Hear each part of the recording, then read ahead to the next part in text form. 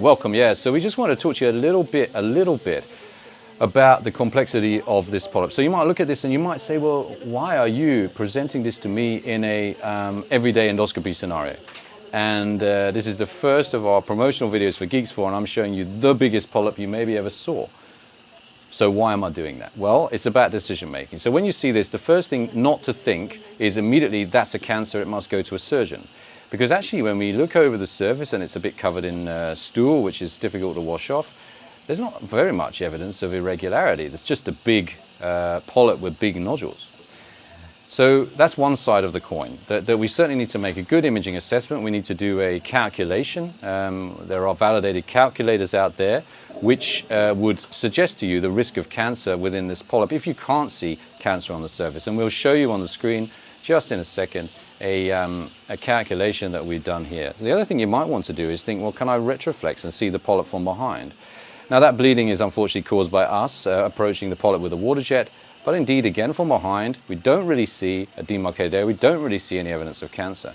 What we definitely see is that this will be very hard to resect. So once you've decided, okay, this is not cancer, the question is, do I resect this now? Now I would suggest that in any screening list you ever encounter, never take on something like this. This should be planned, discussed with the patient should be consented before you ever attempt to take on something like this, no matter how good at polypectomy you are. But how do you make that decision? Well, that decision is based upon complexity factors, SMSA scoring, SMSA plus scoring. But it would be useful if you made a good video, if you made a good surface assessment, but that you also provided some idea about where the polyp is. So this polyp, you can see the ileocecal valve there in the 3 o'clock. This polyp is one fold back from the ileocecal valve in the ascending colon. And it would be also useful if you uncovered some other complexity factors that might be associated with this polyp. So if we just push into this space, you start to understand that, and maybe we can't see it from behind. If you can't really see something from any angle, then maybe you just add a little bit of water. Maybe the water jet's too powerful. I think it's okay. Then you start to see, oh look, the back, maybe we can identify the back here with water. That maybe looks all right. It's maybe on a little pedunculation, this polyp, kind of hanging around that fold. But when you look on from the front, and we'll just come back, when you look at it from the front, and this patient been operated, you can see that there, then there's some complexity factors up here. So we just push into this space, open it up with a bit of water.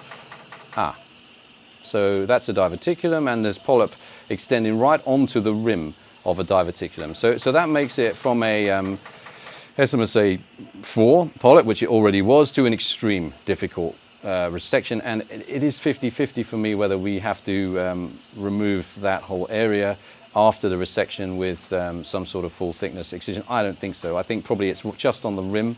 You can beautifully see it there, but if you're not sure, why don't you use narrowband imaging just to completely confirm that it's just onto the rim of that diverticulum. Anyway, so there you go. The 3 steps to assessing a polyp are, is it cancer or not? I don't think so. The risk will be presented to you on the screen here. Is it then for me, or is it for somebody else on another day? Well, maybe it's for me today because this is a planned resection, but is it for you on the day when you detect this on a screening list? Almost certainly not. Other complexity factor is that there's a tattoo been injected under this polyp, which will even make it more complex and increase the submucosal fibrosis under the lesion.